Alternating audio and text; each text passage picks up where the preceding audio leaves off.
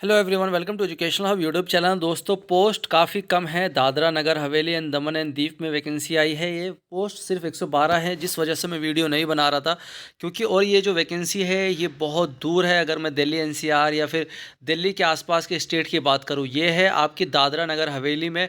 और ये एक यूटी है, यूनियन टेरिटरी है, केंद्र शासित प्रदेश है।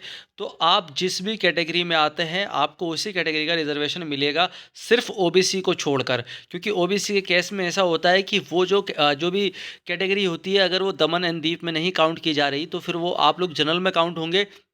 मगर जब आप फॉर्म ओबीसी से फिल कर देते हैं तो आपसे ओबीसी का भी सर्टिफिकेट एनसीएल प्रोड्यूस करने को बोला जाता है। फिर वहाँ आप फेल हो जाते हैं तो फिर इस वजह से दिक्कत आती है। तो ओबीसी के कैंडिडेट जनरल से फिल करें, और जनरल के तो जनरल से फिल करेंगे। बाकी एससी एसटी या ईडब्ल्यूएस अपनी अपनी कैटेगरी में फिल कर सकते हैं। यहाँ पर जो टोटल पोस्ट है वो आप देखेंगे, प्राइमरी की जो है वो 58 पोस्ट है। और दोस्तों, अगर हम नीचे की तरफ आते हैं तो यहाँ पर अपर प्राइमरी स्कूल की भी, एक तो प्राइमरी की है, एक अपर प्राइमरी की है। थोड़ा सा यहाँ पर क्लासिफिकेशन ऐसे समझ लेते हैं। तो यहाँ पर अगर हम प्राइमरी की बात करते हैं फर्स्ट टू फिफ्थ की, तो जनरल की 31, ओबीसी की 15, एससी की 8, एसटी की 4। अब ईडब्ल्यूएस वाले हैं वो जनरल में ही काउंट होंगे, तो वो सीधा जनरल से फिल करें। टोटल पोस्ट हो जाती है 58, और फिजिकली हैंडीकैप की एक सीट दी हुई है। अगर हम यहाँ पर बात करते हैं अपर प्राइमरी स्कूल की, यानी कि 6 to 8 की, तो मैथ और साइंस की जो टोटल वैकेंसी है वो है 31, लैंग्वेज में 12 वैकेंसीज़ है, और सोशल स्टडीज़ की 11 है। यहाँ पर आप देख सकते हैं डिस्ट्रीब्यूशन कैसे है। तो ये टोटल जो वैकेंसी हो जाती है वो हो जाती है 112।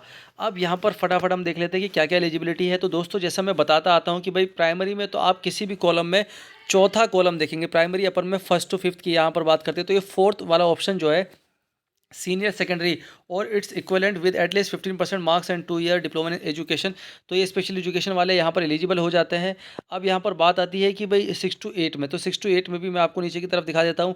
तो जैसे आप थोड़ा नीचे की तरफ आएंगे तो लास्ट में देखेंगे BA, BSc BCom with at least 15% marks and 1 year BEd special education. 1 year भी है, 2 ईयर भी है, कोई इससे दिक्कत नहीं है।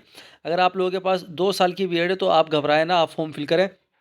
बाकी इन द एंड जो भी होगा सिलेक्शन के बाद कई चीज़ें चेंज होती है, कई चीज़ें अपग्रेड होती है, तो उससे आप दिक्कत ना लें। अब फटाफट से हम आगे बढ़ते हैं कि किस तरह से आवेदन कर सकते हैं आप लोग। तो आवेदन करने के लिए आपको सिंपल आना है, form for filling the application form for upper primary upper primary school teacher. The link will be open on official website daman.nic.in/OJAS from 9/1/2024। तो मैंने ये लिंक जो है कॉपी करके या फिर इसको टाइप करा है यहाँ पर, और ये वेबसाइट आ जाती है daman.nic.in/OJAS और स्लैश, तो ये स्टाफ सिलेक्शन बोर्ड आ जाता है।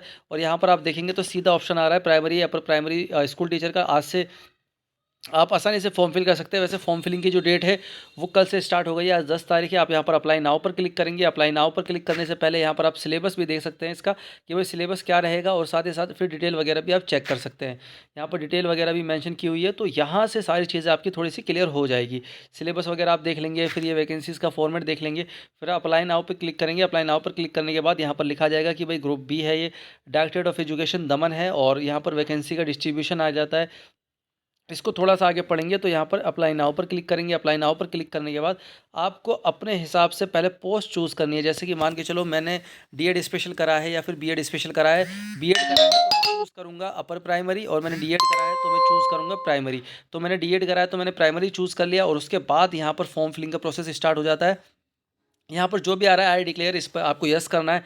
यस करके आप आगे की तरफ बढ़ेंगे, सेव एंड क्लियर पे जाएंगे। तो यहाँ पर कई चीज़ें आ गई कि full enter full name, mother's name, ये सारी चीज़ें फिल करनी है। अच्छा, इसमें क्योंकि ये यूटी है तो यहाँ पर अदर स्टेट के कैंडिडेट जो है एलिजिबल हो जाते हैं। तो टाइटल मिस्टर आ गया, और मिस्टर के फॉर्म फिल करता जाऊँगा जैसे चूज़ करा है। और full name as per marksheet, मेरा मार्कशीट में क्या नाम है, मदर नेम क्या, प्रेजेंट एड्रेस, यूटी डिस्ट्रिक्ट वगैरह ये चूज़ करके, मोबाइल नंबर वगैरह, ईमेल आईडी करेक्ट डालनी है, एड्रेस करेक्ट डालना है, कोई भी मिस्टेक मत करना। अगर फिर बाय चांस अगर आपको दोबारा से करेक्शन का मौका ना मिले तो फिर कोई दिक्कत ना हो। ये वेबसाइट का लिंक जो है मैं आपको दे दूँगा। अब दोस्तों फटाफट से वेबसाइट पर आ जाते हैं, और ये फटाफट से इस पीडीएफ को दोबारा से देख लेते हैं। तो इसमें क्या क्या जो 2-3 चीज़ें इंपॉर्टेंट है वो मैं आपके साथ शेयर कर देता हूँ।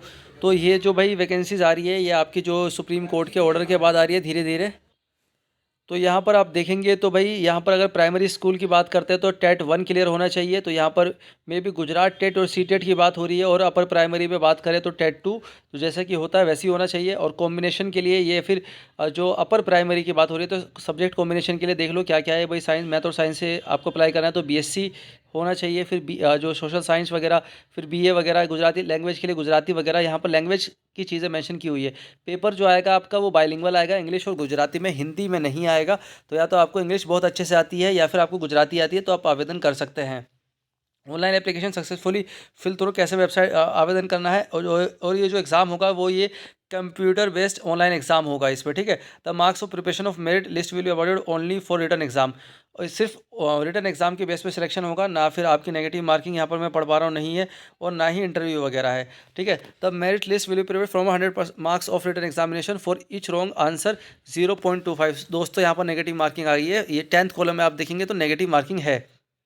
तो 0.25 mark will be deducted, 33% will be passing out, cut off return in the return examination. यानी कि अगर आपके 100 नंबर का पेपर होता है मिसाल के तौर पे, तो 33 नंबर तो आपके आने ही आने चाहिए, उसके बाद से आप जो मेरिट लिस्ट में या फिर कट ऑफ में काउंट होंगे। और 0.25 की नेगेटिव मार्किंग है। For each wrong answer 0.25 mark will be deducted. तो 0.25 की नेगेटिव मार्किंग है, जैसे जैसे कि चंडीगढ़ में हुई है। तो इसी तरीके से आप यहाँ पर थोड़ा और आगे देखेंगे तो ये जो PDF है इसका लिंक और वेबसाइट का लिंक दोनों डिस्क्रिप्शन में मिल जाएगा। दोस्तों आज के लिए इतना ही, मिलता है नेक्स्ट वीडियो में। Thank you all of you. Keep watching, keep loving, keep supporting educational YouTube channel.